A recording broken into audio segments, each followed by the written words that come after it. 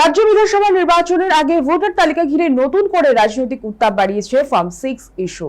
অস্বাভাবিকভাবে বিপুল সংখ্যায় নতুন ভোটার অন্তর্ভুক্তির আবেদন জমা দেওয়া হচ্ছে বলে অভিযোগ তুলেছে তৃণমূল। খোদ অভিষেক বন্দ্যোপাধ্যায় সিও দফতরে গিয়ে বিষয়টি নিয়ে একাধিক অভিযোগ করে এসেছিলেন।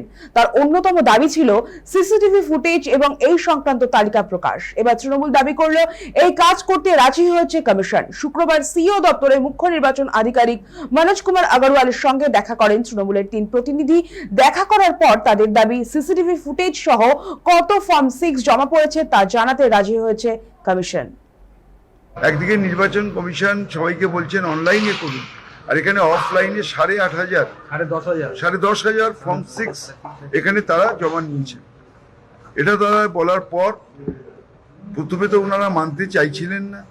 আজকে আমাদের সঙ্গে কথা হওয়ার পর তিনি বলেছেন যে তিনি সিসিটিভি ফুটেজ তিনি প্রেসকে দেবেন, পাবলিশ করবেন এবং যারা জমা দিয়েছেন কনস্টিটিউয়েন্সি ওয়াইজ তাদের লিস্টও তিনি বার করবেন। এখন কতটা করবেন আমরা জানি না, আমাদের তিনি কথা দিয়েছেন তিনি করবেন। আমার মনে হচ্ছে এর মধ্যে দল মে কুছ কালা হ্যায়, এর মধ্যে একটা কিছু কনস্পিরেসি আছে এবং একটা বিশেষ উদ্দেশ্য নিয়ে এই কাজটা করা হয়েছে।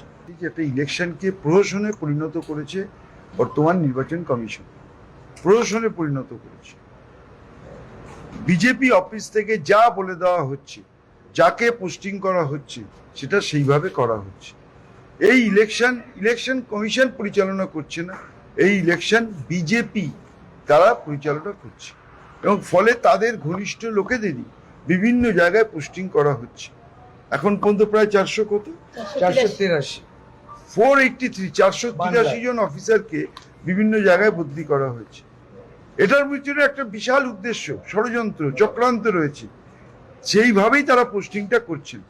আমি বারবার যেটা আমরা বলার চেষ্টা করছি, এই ইলেকশন কমিশন কন্ডাক্ট করছে না, এই ইলেকশন কন্ডাক্ট করছে বিজেপি।